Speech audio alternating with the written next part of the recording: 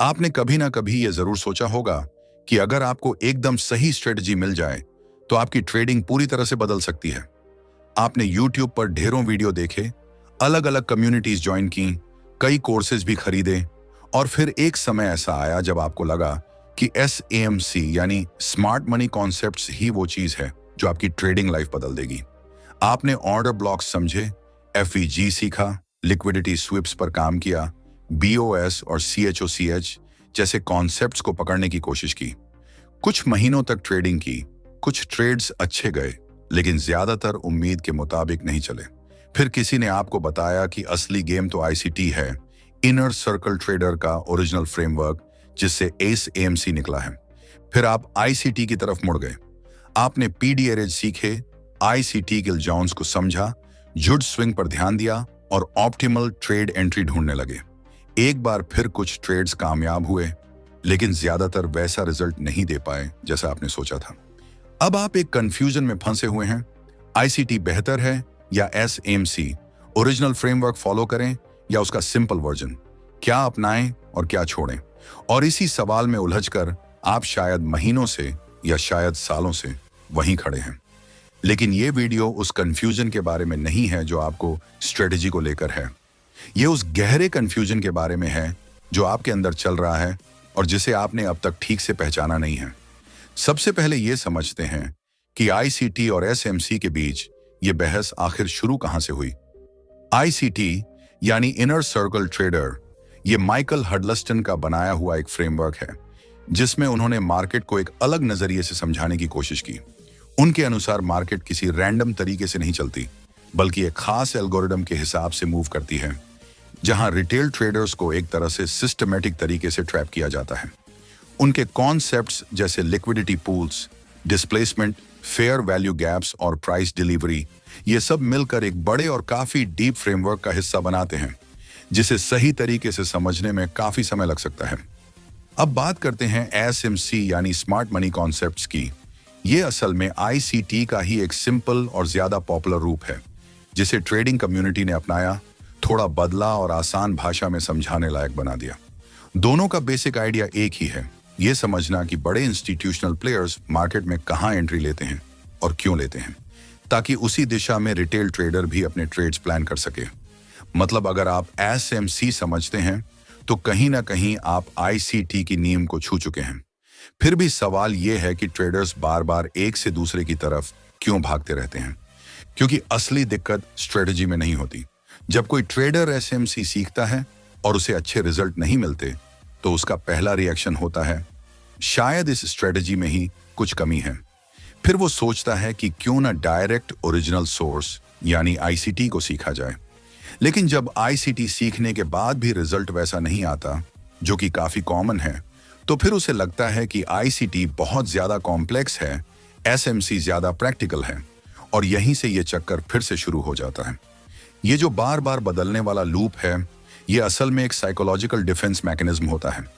इसे कहते हैं एक्सटर्नल एट्रीब्यूशन, यानी जब भी कुछ गलत होता है हम उसकी वजह बाहर ढूंढने लगते हैं, कभी स्ट्रेटजी में, कभी इंडिकेटर में, कभी टाइम फ्रेम में, कभी मार्केट को ही दोष दे देते हैं, लेकिन खुद के अंदर झांकने की कोशिश नहीं करते।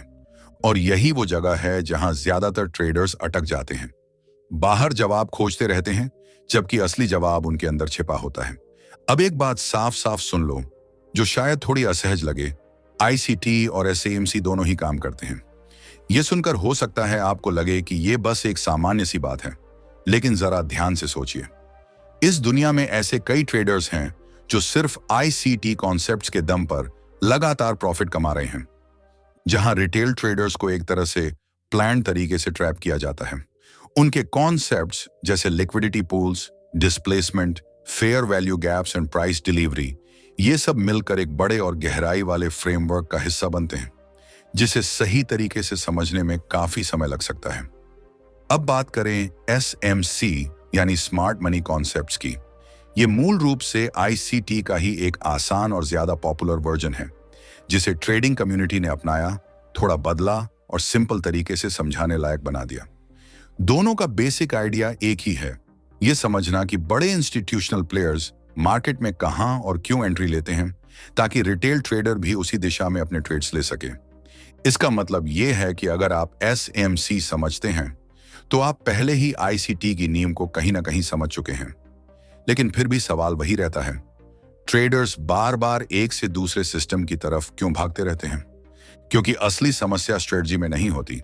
जब कोई ट्रेडर SMC सीखता है और उसे उम्मीद के मुताबिक रिजल्ट नहीं मिलते तो उसका पहला रिएक्शन होता है, शायद इस स्ट्रेटजी में ही कमी है।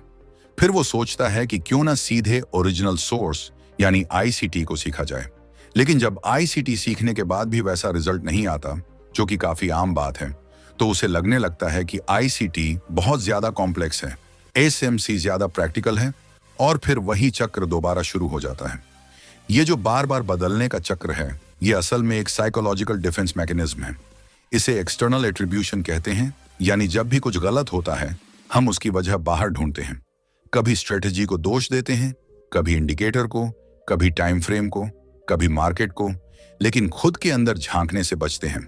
और यही वो जगह है जहां ज्यादातर ट्रेडर्स अटक जाते हैं। वो लगातार बाहर उस जवाब को खोजते रहते हैं जो असल में उनके अंदर ही छिपा होता है। अब एक बात साफ साफ समझ लो, जो शायद थोड़ी असहज लगे, ICT और SMC दोनों ही काम करते हैं। यह सुनकर आपको लग सकता है कि यह बस एक सामान्य सी बात है, लेकिन जरा ध्यान से सोचिए।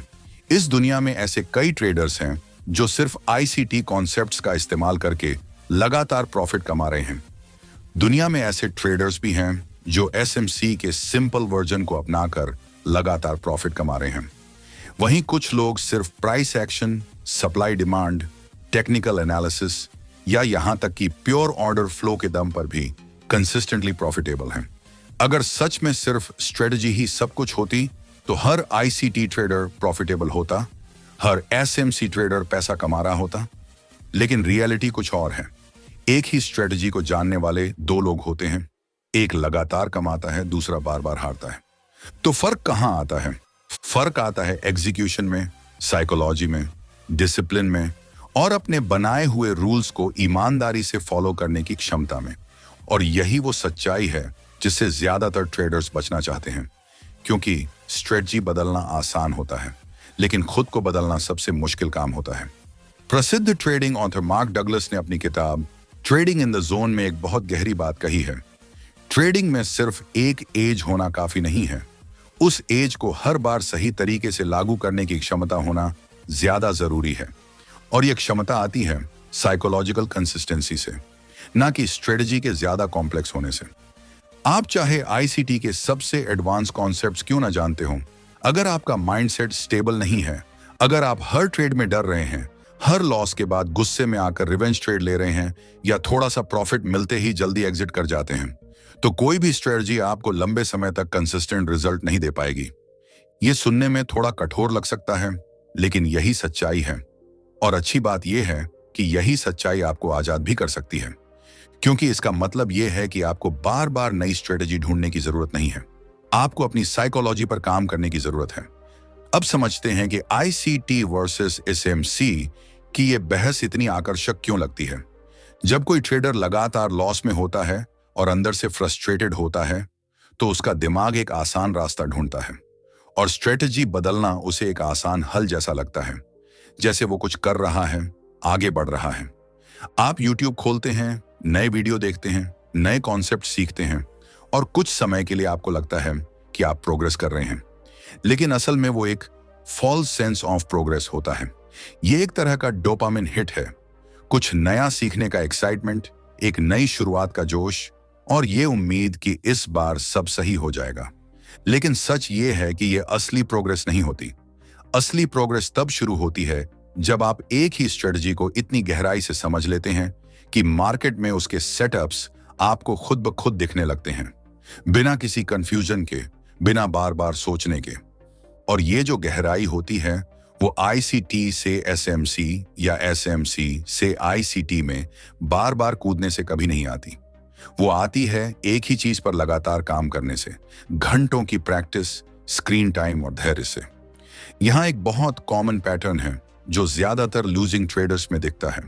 जो ट्रेडर बार बार ICT और SMC के बीच स्विच करता रहता है, अगर आप उसका ट्रेडिंग जर्नल ध्यान से देखें तो आपको 3 बड़ी समस्याएं साफ दिखाई देंगी। पहली, वो अपने सही सेटअप का इंतजार ही नहीं करता। जैसे ही मार्केट थोड़ी सी मूव करती है, उसे फोमो होने लगता है कि कहीं मौका हाथ से ना निकल जाए, और इसी डर में वो कमजोर या अधूरे सेटअप्स पर भी एंट्री ले लेता है। ये आईसीटी या एसएमसी की गलती नहीं है, ये डिसिप्लिन की कमी है। दूसरी, जब ट्रेड लॉस में जाती है तो वो अपना स्टॉप लॉस खिसका देता है। खुद को समझाता है कि थोड़ा और रुकते हैं, मार्केट वापस आ जाएगी। लेकिन ये भी किसी स्ट्रेटजी की समस्या नहीं है, ये खराब रिस्क मैनेजमेंट का नतीजा है। तीसरी, जब ट्रेड प्रॉफिट में होती है तो वो जल्दी बाहर निकल जाता है। दिमाग में डर चलता रहता है, जो मिल रहा है ले लो, कहीं वापस ना चला जाए। ये भी स्ट्रेटजी की गलती नहीं, ये पूरी तरह से साइकोलॉजी का खेल है। अगर किसी ट्रेडर में ये 3 आदतें हैं तो वो चाहे आईसीटी सीखे, एसएमसी सीखे या कोई भी दूसरी स्ट्रेटजी अपनाए, रिजल्ट्स लगभग एक जैसे ही रहेंगे। अब एक बहुत जरूरी बात समझते हैं, जो आईसीटी और एसएमसी दोनों से ऊपर है और दोनों में कॉमन भी है। दोनों फ्रेमवर्क्स का मूल यही कहता है कि मार्केट पहले रिटेल ट्रेडर्स की पोजीशंस को टारगेट करती है, वहां से लिक्विडिटी इकट्ठा करती है और उसके बाद ही असली दिशा में मूव करती है। ये कॉन्सेप्ट सही है, टेस्टेड है, और ये किसी एक फ्रेमवर्क की मिल्कियत नहीं है। मार्केट स्ट्रक्चर का बेसिक सिद्धांत यही है। अप ट्रेंड में हायर हाई और हायर लो बनते हैं और डाउन ट्रेंड में लोअर हाई और लोअर लो। लिक्विडिटी का मतलब है वो जोन जहां रिटेल ट्रेडर्स के स्टॉप लॉसेस जमा होते हैं, और डिस्प्लेसमेंट वो तेज मूव होता है जो अक्सर लिक्विडिटी स्वीप के बाद आता है, और ये दिखाता है कि असली इंस्टीट्यूशनल इंटेंट क्या है। ये सारे कॉन्सेप्ट्स आईसीटी में भी मौजूद हैं और एसएमसी में भी। फर्क बस इतना है कि दोनों में इस्तेमाल होने वाली टर्मिनोलॉजी थोड़ी अलग हो सकती है।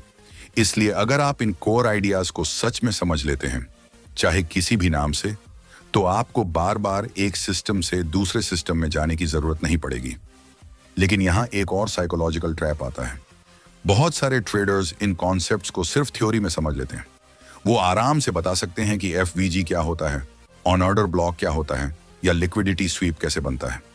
लेकिन जैसे ही बात लाइव मार्केट में ट्रेड लेने की आती है, वहीं पर कंफ्यूजन शुरू हो जाता है। सेटअप सामने होता है लेकिन एंट्री नहीं लेते, या एंट्री लेते हैं तो सही स्टॉप लॉस नहीं लगाते, या स्टॉप लगाते हैं लेकिन ट्रेड को उसके टारगेट तक होल्ड नहीं कर पाते। यानी जो गैप है नॉलेज और एग्जीक्यूशन के बीच, वही असली समस्या है। और ये गैप स्ट्रेटजी बदलने से कभी नहीं भरता। ये गैप सिर्फ एक ही चीज से भरता है, डेलिब्रेट प्रैक्टिस से। एक ही सेटअप को बार बार पहचानना, बार बार बैक टेस्ट करना, बार बार पेपर ट्रेडिंग करना, और फिर धीरे धीरे उसी को रियल मनी में लागू करना। यह प्रोसेस थोड़ा बोरिंग लगता है, इसमें कोई खास एक्साइटमेंट नहीं होता, कोई नया सीखने वाला डोपामिन हिट नहीं मिलता। लेकिन सच यही है कि यही वो रास्ता है जो किसी भी ट्रेडर को असल में प्रॉफिटेबल बनाता है। अब बात उन ट्रेडर्स की जिन्हें लगता है कि आईसीटी बहुत कॉम्प्लेक्स है और एसएमसी ज्यादा आसान और प्रैक्टिकल है। ये बात एक हद तक सही भी है। आईसीटी का पूरा फ्रेमवर्क काफी गहरा है। इसमें टाइम और प्राइस की थ्योरी होती है, इंटर मार्केट एनालिसिस शामिल होता है, और इसे पूरी तरह समझने में वक्त लगता है। सीजनल टेंडेंसीज जैसी चीजें भी इसमें शामिल होती हैं, जो किसी बिगिनर या इंटरमीडिएट ट्रेडर के लिए काफी ओवरवेलमिंग लग सकती हैं। एसएमसी ने इसी बड़े फ्रेमवर्क से कुछ प्रैक्टिकल हिस्से लिए और उन्हें ज्यादा आसान और समझने लायक बना दिया। इसलिए अगर आपको आईसीटी के एडवांस कॉन्सेप्ट्स भारी लग रहे हैं, तो इसका मतलब ये नहीं है कि आपको उसे छोड़कर तुरंत एसएमसी पर शिफ्ट हो जाना चाहिए। बेहतर यह है कि आप आईसीटी के बेसिक्स पर फोकस करें, जैसे मार्केट स्ट्रक्चर, लिक्विडिटी, एफवीजी, ओटीई, और इन्हें अच्छे से मास्टर करें। बाकी चीजें समय के साथ खुद समझ में आने लगती हैं। जब आपकी फाउंडेशन मजबूत हो जाती है तो एडवांस कॉन्सेप्ट्स अपने आप क्लियर होने लगते हैं। लेकिन असली समस्या यह है कि ज्यादातर ट्रेडर्स बेसिक्स को स्किप करके सीधे एडवांस लेवल पर पहुंचना चाहते हैं, और जब चीजें समझ में नहीं आती तो वो स्ट्रेटजी को दोष देने लगते हैं। अब बात उन लोगों की जो एसएमसी फॉलो करते हैं और सोचते हैं कि शायद आईसीटी में कोई ऐसा सीक्रेट है जो उन्हें नहीं पता। यह भी एक ट्रैप है। आईसीटी में ऐसा कोई जादुई सीक्रेट नहीं छिपा है जो आपकी ट्रेडिंग को अचानक प्रॉफिटेबल बना दे। अगर आपकी एग्जीक्यूशन और साइकोलॉजी सही नहीं है तो कोई भी फ्रेमवर्क आपकी मदद नहीं कर सकता। आईसीटी एक तरीका है मार्केट को समझने का। यह आपको बताता है कि मार्केट कैसे काम करती है, लेकिन उसे समझना और उसे सही तरीके से इस्तेमाल करके पैसे कमाना, ये दो बिल्कुल अलग स्किल्स हैं। आप आईसीटी के हर वीडियो देख सकते हैं, हर कॉन्सेप्ट नोट कर सकते हैं, हर टर्म याद कर सकते हैं, लेकिन अगर आप बिना किसी क्लियर रूल्स के ट्रेड कर रहे हैं, अगर आपके फैसले इमोशंस से चल रहे हैं, अगर आप रिस्क मैनेजमेंट को नजरअंदाज कर रहे हैं, तो आईसीटी भी आपको नहीं बचा पाएगा। अब एक छोटा सा रियलिटी चेक करते हैं। अगर आप पिछले 6 महीनों से ट्रेडिंग कर रहे हैं और अभी तक कंसिस्टेंट नहीं हो पाए हैं, तो खुद से यह सवाल जरूर पूछिए, क्या आपके पास एक लिखा हुआ ट्रेडिंग प्लान है जिसमें साफ साफ तय हो कि आप किस सेटअप पर ट्रेड करते हैं, किस टाइम फ्रेम पर काम करते हैं और किन कंडीशंस में एंट्री लेते हैं, कहां स्टॉप लॉस लगाना है और कहां टारगेट रखना है? अगर यह पहले से क्लियर नहीं है, तो यह स्ट्रेटेजी की गलती नहीं है, यह आपकी प्लानिंग की कमी है। क्या आप हर ट्रेड का रिकॉर्ड रखते हैं? एंट्री क्यों ली, एग्जिट क्यों किया, क्या रिजल्ट आया? अगर ये सब नोट नहीं करते, तो आप असल में ब्लाइंडली ट्रेड कर रहे हैं। और जब आपको ये ही नहीं पता कि गलती कहां हो रही है, तो उसे सुधारेंगे कैसे? क्या आपने अपना मैक्सिमम डेली लॉस तय किया हुआ है और क्या आप उसे सख्ती से फॉलो करते हैं? अगर नहीं, तो कोई भी स्ट्रेटजी आपके अकाउंट को धीरे धीरे खत्म होने से नहीं बचा सकती। ये 3 सवाल आईसीटी या एसएमसी से जुड़े हुए नहीं हैं, ये बेसिक ट्रेडिंग डिसिप्लिन से जुड़े हैं। और अगर इनका जवाब नहीं है, तो साफ है आपकी असली समस्या कभी स्ट्रेटजी थी ही नहीं। अब इस पूरे डिबेट की एक और परत है जिसके बारे में बहुत कम लोग बात करते हैं, और वो है कंटेंट क्रिएटर्स का रोल। यूट्यूब पर कुछ क्रिएटर्स आईसीटी को प्रमोट करते हैं और कहते हैं कि एसएमसी सिर्फ एक वाटर्ड डाउन वर्जन है, असली चीज तो आईसीटी ही है। वहीं दूसरी तरफ एसएमसी वाले कहते हैं कि आईसीटी बहुत कॉम्प्लेक्स है, प्रैक्टिकल नहीं है। सच ये है कि दोनों तरफ के क्रिएटर्स का अपना अपना एजेंडा होता है, व्यूज, सब्सक्राइबर्स, कोर्स, सेल्स। और एक ऐसा ट्रेडर जो पहले से ही कंफ्यूज है और रिजल्ट्स नहीं पा रहा, वो इन वीडियोस को देखकर और ज्यादा उलझ जाता है। यहीं पर आपको अपनी क्रिटिकल थिंकिंग ऑन करनी होगी। जब भी कोई कंटेंट देखें, खुद से सवाल पूछें, क्या ये क्रिएटर खुद वाकई प्रॉफिटेबल है? क्या इसके दावे वेरीफाई किए जा सकते हैं? ये किस आधार पर एक फ्रेमवर्क को दूसरे से बेहतर बता रहा है? ज्यादातर मामलों में आपको यह समझ आएगा कि यह बहस ज्यादातर थ्योरी में ही सीमित है। असल मार्केट में दोनों फ्रेमवर्क से सफल ट्रेडर्स मौजूद हैं, और यह डिबेट अक्सर इसलिए जिंदा रहती है क्योंकि यह आपको कंफ्यूज रखती है। यह डिबेट क्लैरिटी देने के लिए नहीं, बल्कि अक्सर कंफ्यूजन बढ़ाने के लिए जिंदा रहती है। अब सीधी बात उन ट्रेडर्स के लिए जो सच में इस सिचुएशन से बाहर निकलना चाहते हैं। सबसे पहले अभी डिसाइड करो कि अगले 3 महीने तुम सिर्फ एक ही फ्रेमवर्क पर काम करोगे, चाहे वो आईसीटी हो या एसएमसी। एक चुनो और उसी पर टिके रहो, बीच में स्विच नहीं करना, चाहे कितने भी नए नए वीडियो तुम्हें अट्रैक्ट करें। यही कमिटमेंट तुम्हारी लर्निंग की असली नींव बनेगी। इन 3 महीनों में तुम्हें साफ समझ आने लगेगा कि असली दिक्कत कहां है, सिस्टम में या तुम्हारी एग्जीक्यूशन में। दूसरी बात, अपने सेटअप्स को क्लियर करो। जो भी फ्रेमवर्क तुम चुनते हो, उसमें से सिर्फ 2 या 3 खास सेटअप्स चुनो और उन्हीं पर फोकस करो।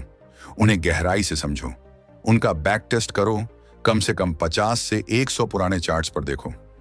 ये समझो कि वो कब अच्छे काम करते हैं, कब फेल होते हैं, किन कंडीशंस में उनका परफॉर्मेंस बेहतर होता है। ये काम बोरिंग लगेगा, टाइम लेगा, लेकिन यही तुम्हें असली एज देता है। तीसरी बात, अपनी एग्जीक्यूशन को ट्रैक करना शुरू करो। हर ट्रेड के बाद खुद से ईमानदारी से लिखो, क्या ये ट्रेड तुम्हारे रूल्स के हिसाब से था या नहीं? अगर था और फिर भी लॉस हो गया तो वो ठीक है, लेकिन अगर रूल्स के बाहर जाकर ट्रेड लिया और वो प्रॉफिट दे गया तो ये खतरनाक है, क्योंकि इससे तुम्हें गलत आदतें सही लगने लगती हैं। असली प्रोग्रेस तब होती है जब तुम हर बार अपने रूल्स के अनुसार ट्रेड करते हो, चाहे रिजल्ट कुछ भी हो। यही वो साइकोलॉजिकल कंसिस्टेंसी है जिसके बारे में मार्क डगलस बात करते हैं, और ये सिर्फ प्रैक्टिस से आती है, बार बार स्ट्रेटजी बदलने से नहीं। चौथी बात, अपना रिस्क मैनेजमेंट फिक्स करो। कोई भी स्ट्रेटजी तब तक काम नहीं करेगी जब तक तुम हर ट्रेड में बहुत बड़ा रिस्क ले रहे हो। कोशिश करो कि हर ट्रेड में ज्यादा से ज्यादा 1 से 2% ही रिस्क लो, और एक डेली मैक्स लॉस लिमिट तय करो। अगर वो हिट हो जाए तो उस दिन ट्रेडिंग बंद। ये रूल सुनने में सिंपल और बोरिंग लगता है, लेकिन यही वो चीज है जो तुम्हारे अकाउंट को बचाती है, खासकर तब जब तुम लगातार लॉस फेस कर रहे होते हो। और हाँ, लॉसिंग स्ट्रीक्स हर किसी के साथ होती हैं, यहां तक कि प्रॉफिटेबल ट्रेडर्स के साथ भी। पांचवी और शायद सबसे जरूरी बात, अपने स्क्रीन टाइम को क्वालिटी स्क्रीन टाइम बनाओ। बहुत सारे ट्रेडर्स घंटों तक चार्ट देखते रहते हैं, लेकिन असल में कुछ नया सीख नहीं रहे होते। क्वालिटी स्क्रीन टाइम का मतलब सिर्फ स्क्रीन के सामने बैठना नहीं है, बल्कि चार्ट को एक्टिव तरीके से समझना है। ये देखना कि आपके सेटअप्स कहां बन रहे हैं, कहां नहीं बन रहे हैं, और सबसे जरूरी, क्यों नहीं बन रहे। ये सिर्फ देखने का काम नहीं है, ये एनालिसिस है। जब आप इस तरह से काम करते हैं तो आपकी पैटर्न पहचानने की क्षमता धीरे धीरे बेहतर होने लगती है, और एक समय ऐसा आता है जब आपको सेटअप्स अपने आप दिखने लगते हैं, बिना कंफ्यूजन के, बिना बार बार सोचने के। यही वो स्टेज है जिसे ट्रेडिंग में अनकॉन्शियस कॉम्पिटेंस कहा जाता है, जहां आपकी स्किल इतनी गहराई से बैठ जाती है कि उसे इस्तेमाल करने के लिए ज्यादा सोचना नहीं पड़ता। अब एक आखिरी और बहुत अहम बात, आईसीटी वर्सेस एसएमसी की ये बहस ज्यादातर उन्हीं ट्रेडर्स में देखने को मिलती है जो अभी तक कंसिस्टेंटली प्रॉफिटेबल नहीं बने हैं। जो लोग लगातार पैसा कमा रहे हैं वो इस बहस में टाइम नहीं लगाते। उनके पास अपना एक क्लियर सिस्टम होता है, अपने रूल्स होते हैं, और एक ऐसा एज होता है जिसे उन्होंने खुद टेस्ट करके प्रूव किया होता है, चाहे वो किसी भी फ्रेमवर्क से आया हो। वो यूट्यूब पर ये देखने नहीं जाते कि आईसीटी बेहतर है या एसएमसी। वो अपना काम करते हैं, ट्रेड लेते हैं, जर्नल में रिकॉर्ड रखते हैं और अपनी एग्जीक्यूशन को बेहतर बनाने पर ध्यान देते हैं। यही माइंडसेट फर्क पैदा करता है, लगातार सुधार करने वाला माइंडसेट, ना कि हमेशा कुछ नया ढूंढने वाला माइंडसेट। और अगर आप अभी भी इसी कंफ्यूजन में फंसे हैं, अगर आप अभी तक ये डिसाइड नहीं कर पा रहे कि आईसीटी फॉलो करें या एसएमसी, तो एक बार ईमानदारी से ये सोचिए, क्या ये इंडिसीजन ही आपकी असली समस्या तो नहीं? क्योंकि जो ट्रेडर ये तय नहीं कर पाता कि उसे कौन सा फ्रेमवर्क चुनना है, वही ट्रेडर अक्सर ये भी तय नहीं कर पाता कि कब ट्रेड लेनी है, स्टॉप लॉस कहां रखना है, या कब ट्रेड से बाहर निकलना है। इंडिसीजन कोई छोटी समस्या नहीं है, ये एक पैटर्न है, और ये पैटर्न मार्केट में बहुत महंगा साबित होता है, क्योंकि आखिर में डिसीजन लेना भी एक स्किल है जिसे आपको जानबूझकर लगातार प्रैक्टिस करके डेवलप करना पड़ता है। और इसकी शुरुआत होती है एक बहुत सिंपल कमिटमेंट से, एक फ्रेमवर्क चुनना और अगले 3 महीने उसी पर पूरा फोकस देना। तो आज के बाद आईसीटी वर्सेस एसएमसी की इस बहस को अपने दिमाग से निकाल दीजिए। ये डिबेट आपकी ट्रेडिंग को बेहतर नहीं बनाएगी। आपके पास जो भी फ्रेमवर्क है, चाहे आईसीटी हो, चाहे एसएमसी हो या कुछ और, उसे इतनी गहराई से समझिए, इतना प्रैक्टिस कीजिए कि आपको बार बार दूसरी चीजों की तरफ देखने की जरूरत ही ना पड़े। मार्केट हर दिन खुलती है, मौके हर दिन आते हैं, लेकिन उन मौकों का फायदा वही लोग उठा पाते हैं जिनके पास क्लैरिटी होती है, कंफ्यूजन नहीं। और ये क्लैरिटी बार बार स्ट्रेटजी बदलने से नहीं आती। ये आती है एक ही स्ट्रेटजी को गहराई से समझने से, उसे लगातार सही तरीके से लागू करने से, और समय के साथ उसे बेहतर बनाने से। यही असली ट्रेडिंग है, बाकी सब सिर्फ नॉइज है। अगर आपको ये बात समझ में आई और आप सच में अपनी ट्रेडिंग को अगले लेवल पर ले जाना चाहते हैं, तो अभी फाइनेंस विद दिनेश चैनल को सब्सक्राइब करें, क्योंकि यहां आपको वही कंटेंट मिलेगा जो आपको कंफ्यूजन से निकालकर क्लैरिटी की तरफ ले जाएगा।